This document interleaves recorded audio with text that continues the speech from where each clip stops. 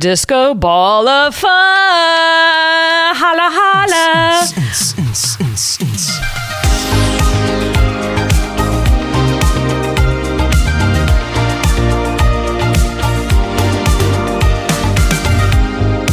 Hey, it's Candace, and welcome to the first episode of the new year. This one's a real special one. It's not just revisiting some of our Talk to Me chats from last year, but specifically the Disco Ball of Fun. Disco Ball of Fun. Okay, I promise we are not going to be doing that throughout the entire episode, but you'll get to hear some of the best Disco Ball of Fun questions from your favorite Christian artists. So enjoy this special first episode of 2025. It's Talk to Me on the Joy FM podcast.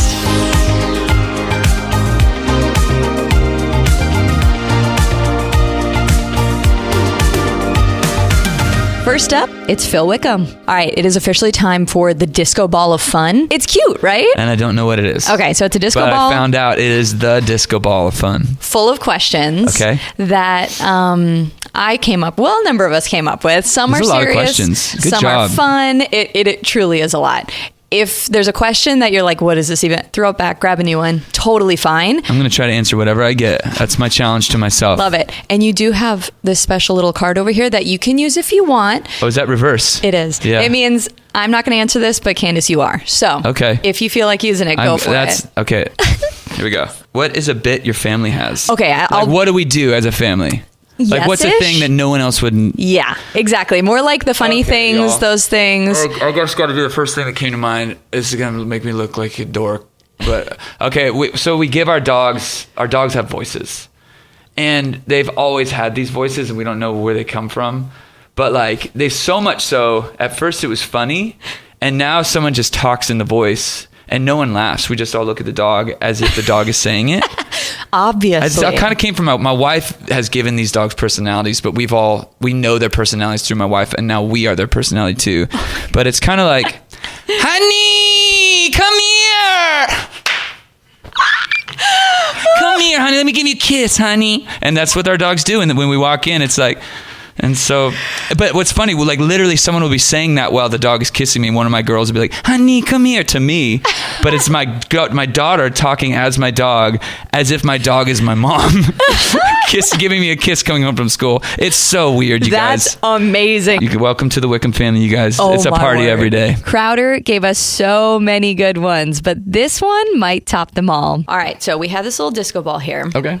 And... feels like... should dance. You can if you want to. Or sing. Leave your friends behind. All right, so what you're going to do is you're going to grab a question. Okay. And now? Right now. Okay. And you can answer it. Okay. Or if you decide... pass. Or, well, a little reverse. Reverse. So you have your Uno card over here that is a...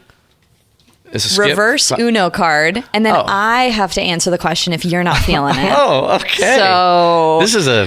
I'm putting myself out there. Okay, you ready for this one? What is something that is expensive but worth it? Before you go, I heard once that you are the fanciest hillbilly that this person has ever met. So I know that you have good taste. I don't know about that, but I will tell you now, a trip to the spa is worth your money. I mean, yes, I didn't know. For years, I would not. Well, it involves touching, and so I don't like to be touched by strangers. And I was like, I'm not going to do that. And my wife, Tony, she loved going to get massages, and I was like, I don't want to get massages. And then I got talked into it one time, and it was it started out traumatic, but it ended, and I was like, man, that's worth your money. A trip to the spa is worth your money. Would you mind elaborating on the trauma at the beginning? Well, it was... I asked the night before we had scheduled massages, and the night before we were going, I was asking, I don't know, I've never been. What do I expect when I go into the room? Do I have the robe on? How do I get into bed? Like, there's a lot of questions. I don't know. I haven't been there. It's fair. You're in various states of undress. Like, I get it. Okay. Well, we show up at the little reception desk. They give us a form to fill out. It feels important, and a lot of questions, and I think I get them all right, and then it's like, sign your name. And at the time we were going to do a couples thing, and then she apparently is quicker at filling out the deal. And she gets called, and they're like, Miss Crowder, would you come here? And she goes and disappears through a door. And I'm like, whoa, never leave the group. You know what I'm saying? Stay with the group. And she's gone, and I'm going to leave. I'm like, I can't do this by myself. And at the same time, get my name called. So I hear, Miss Crowder, please come this way. And the guy escorts me through a door that says Mel Terme. I don't know. It's a T-E with a little fancy thing above the E that I think makes French, it an A, right? Terme. Like that? Okay. And then we go in, and suddenly there's an apple in my hand. Don't know how it got there. And then I see this wonderful spiral staircase going up, a lot of draperies, big, huge. It looks like a hot tub. It looks like the size of a pool. Size of a pool, it's a hot tub. And I'm like, my goodness, that's a big pool. And then he says, here's your locker, Mr. Crowder. And then he leaves. And then I'm the only person in this palace with a apple and a hot tub, and I don't know what to do. There's only a robe in the locker, and I'm in some flip-flops. I'm like, so I risk it. I go for robe and flip-flops. So I'm just in the robe and the flip-flops, wandering around the palace, eating my apple, and then I hear something come from behind. I'm like, oh, I see some foliage. Foliage. Sure. Foliage. some plants over in a corner, and I see there's like a little mini hot tub. I'm like, I can get behind the plants. It's kind of half moon shaped, and I'm like, I'll jump in the hot tub over there behind the plants, foliage, and I can see if I've done it right, if I've chosen properly. And so I drop my robe, hop in the hot tub, right as I hear footsteps, and it turns out it's ankle deep. It's not a hot tub. No, it comes to my ankles. So I'm panicked. And so I start running. It's tough to run in water quietly. And so I'm running around, and I'm thinking, maybe I'm the shallow end. I need to get the deep end. And so as I'm running, making noise, I get to it's just now it's knee deep. It's at its deepest, it's just knee deep. And so all I can think to do is I just squat down. I squat down in the water, and I'm in the water behind the plants. And then this... have you seen Seinfeld? Yes. Do you know Putty from Seinfeld? Yeah. Looks just like Putty from Seinfeld. come Comes on. around the plants, and he's standing there he's standing there fully naked. And so I hop out of the water like Superman style, and we're staring at each other, and he's like, "Hey man, have you tried the waterfall shower?" And I'm like, "Nope." And he says, "It's great," and then he leaves, and I'm like, "Man, I sure love spas. It's worth the money." It's worth the money. Experiences like that, Well, and then I had the massage, and by then, having strangers touch you didn't really matter anymore. I was like, this is great. And so my wife's like, how was it? And I'm like, this was great. I enjoyed our time together. It's fabulous. Basically, you got thrown into the the shallow end. Shallow end. I'm just saying. The first couple 5 minutes there. So trip to the day spa worth your time. All right. Ask for the apples. They're amazing. free apparently. I don't know. No, they just appear. Yes, magically. Jules sat down with Zach Williams, and honestly, I'm glad she got this story because it would have given me the heebie-jeebies. We're going to do something called the Disco Ball of Fun. Oh, I have gosh. questions in here. All right. You just dig in and see if there's one that you want to answer. And if you don't want to answer it and you want Plead the me, fifth. you can do a reverse card on me. All right. What's the weirdest thing you've ever eaten? That's easy. A live baby octopus. We were in Japan, and I do not recommend ever doing this. But we were in Japan, and we were doing one of those merry-go-round sushi bars where it's just constant plates moving around with food on it. And you just pick what you want, and you're stacking little plates. And Wow. we kept seeing this one come around, and this was in my old band days too. So I was a little wilder, up for any kind of challenge. And one of my band guys was like, I dare you guys to eat that. And nobody would do it. So the next time it come around, I grabbed it straight into some soy sauce, straight into my mouth. And as I started swallowing this thing, tentacles started trying to grab the sides of my throat, and I couldn't get it to go down. And so I started having a panic attack. Well, so I'm drinking as much stuff as I can to just try to flush it down my throat, and I finally get it down. And I was like, I'll never do that again. But that was the weirdest thing. I'm just thinking about the baby octopus that was having a panic attack, trying to not Oh, be it probably swallowed was. down a man's Probably throat. was. But I mean, it was it was only that big. It was just a little, it's like what you see when you see the fried calamari, and you get the ones that are like the little baby octopus. So on that trip, two of the weirdest things. So octopus, and then I tried tripe, which is like part of a cow's stomach. and it was the grossest thing I've ever eaten. It was Zach, disgusting. I love your music, but I won't ever travel with you. So If this come is over how to my your- house. This is if what we're having is for your dinner. trips, Yeah. Stephen Stanley geeked out with me about a few things, but this one he said he's an expert at. It's my favorite time of the interview. Time for the Disco Ball of Fun. Sweet. What is that? What is a topic you consider yourself an expert on?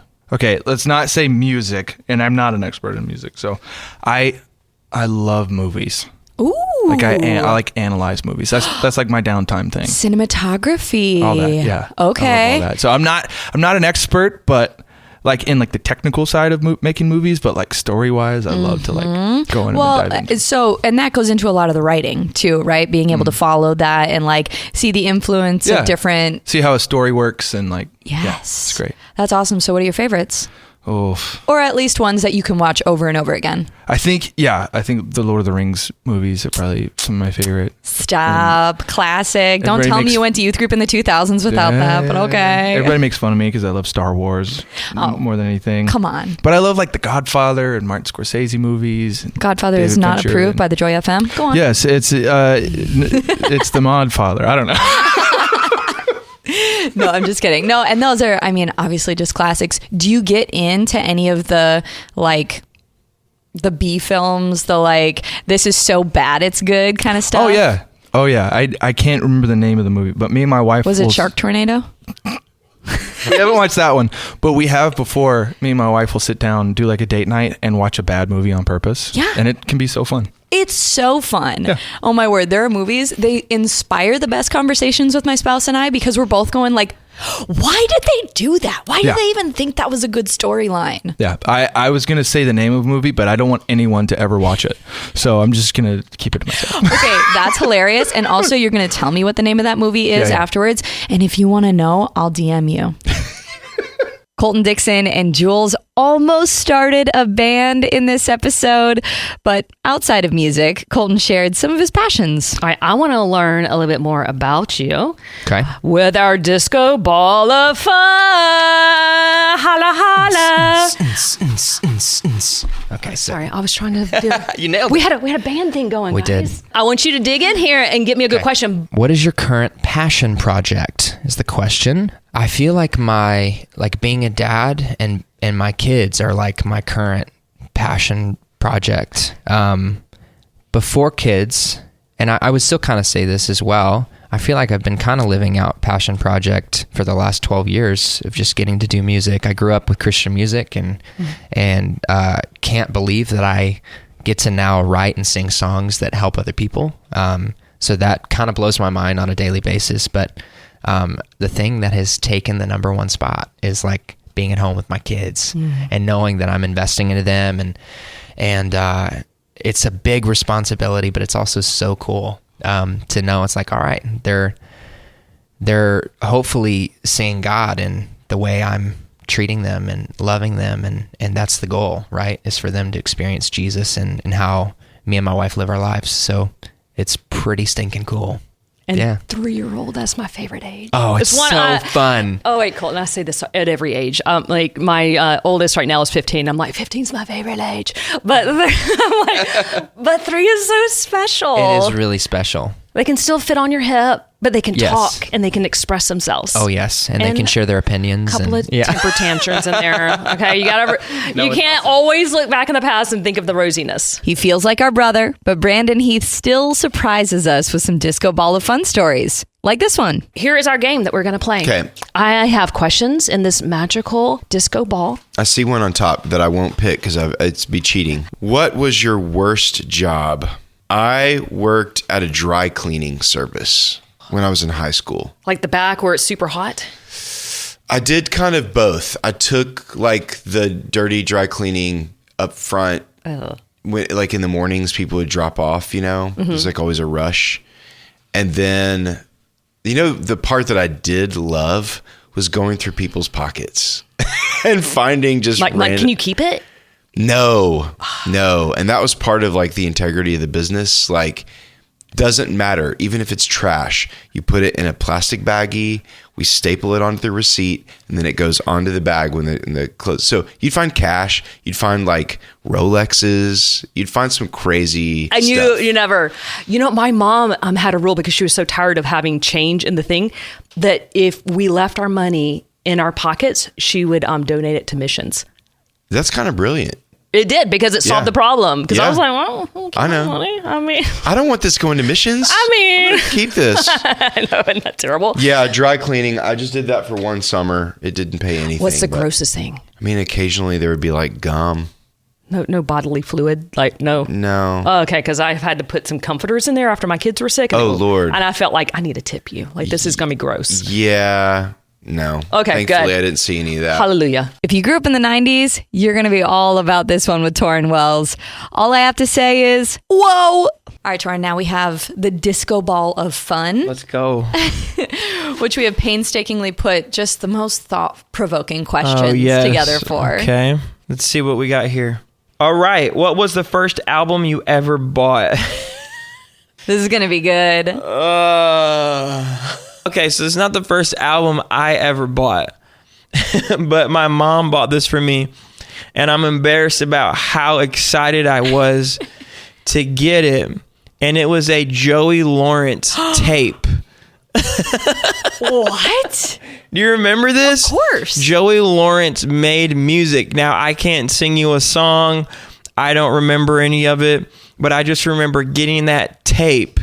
And so then I just walked around my house in leather vests. Very cool. Naturally. Very So, cool. You know, That's so fun. Because I remember him from TV. He did a lot of like Yes. Disney Channel Absolutely. stuff and whatever. Yeah. Brotherly Love, Melissa and Joey. But so good. I was little at the time, but for some reason I wanted that Joey Lawrence tape. That's So, amazing. yeah, I'm going to have to dig that out. I wonder if he's on Spotify. Yeah. Lizzie Morgan shares what it's like to be a, quote, professional Christian with Jules. Okay, this is my. I'm going to try to do this again. Disco ball of fun. What's it like being a professional Christian? That's a hilarious question. It's stressful sometimes. I think you just have to remember why you first fell in love with Jesus, because it is very easy to like start getting confused with your Christianity and the success of your career, and worship is a sacrifice and an offering that I'm bringing to God, but it's also something that I want people to like. That gets weird really fast. And so I think I have tried to get good at keeping the two things separate. That's the hardest part, I would say. And just like everybody has so many opinions, like social media, and it's just like, you did not go to Bible college. Hush, you're not a theologist. Like, just get off social media a little bit. But I think sometimes I just have to turn it off and just ignore it and try to make it my own personal relationship and shut up the voices. Shut up the voices, basically. Shut up, God. Is there one person that speaks the truth when maybe you're spiraling because you saw that comment? Yeah. That, you say one little thing and they judge your character. And you're like, that was just one sentence. I'm much bigger than that. Yeah. I mean, I think it happens all the time. I don't really read a lot of that stuff. I try not to read a lot of that stuff. And I feel like I've been super blessed to not have a ton of that happen to me. But I just always like go back to family. I feel like family's the thing that keeps you grounded, reminds you who you are, keeps you humble when you're feeling real good, and they pick you up when you're feeling real low. And so that's like, those are my people. That's who I go to. They speak the truth. My grandparents are pastors, and they're the best and so life-giving, so I always go to them. They live right up the hill from my dad, so I've been walking up that hill a long time trying to get help my whole life. So yeah, I always go to them. This one from Seth Schlueter rounds out our favorites. The disco ball of fun. Let's go. Here we go. What's the craziest request a fan has made? Okay, literally, I'm so glad you got this question, especially with your passionate following. Oh, yeah. I gotta know. Oh, man. Okay. The first thing that came to mind immediately, just because I got so much crap for it, was I was at a show and a bunch of middle school girls came up to me and asked me to sign their foreheads with Sharpie. And their moms were all for it. And they're like, please do it, please do it. And I'm like, I don't know how to say no to this in the moment. Like, it was so overwhelming. Like, just like this flock of middle school girls and their moms, like, sign their foreheads. And I'm like, okay, I'm going to sign their foreheads. So I signed their foreheads and Sharpie. I'm like, y'all have school the next day? Like, what's going to happen? A flock of middle school girls. Yeah. That is what they're called. Yeah, that it is the scientific term for and trust me, the peer pressure that comes with a flock of middle school girls, I have been there. Oh, it's out of this world. I don't envy anyone who's in school with middle school girls right now. So that is probably the weirdest request. That's a little odd. Yeah. That's a little odd. Thanks for listening to this special first episode of 2025. If you'd like to hear more of Talk to Me on the Joy FM podcast, consider hitting that subscribe button. That way you'll never miss out on any of the episodes coming up. Thanks. Have a good one.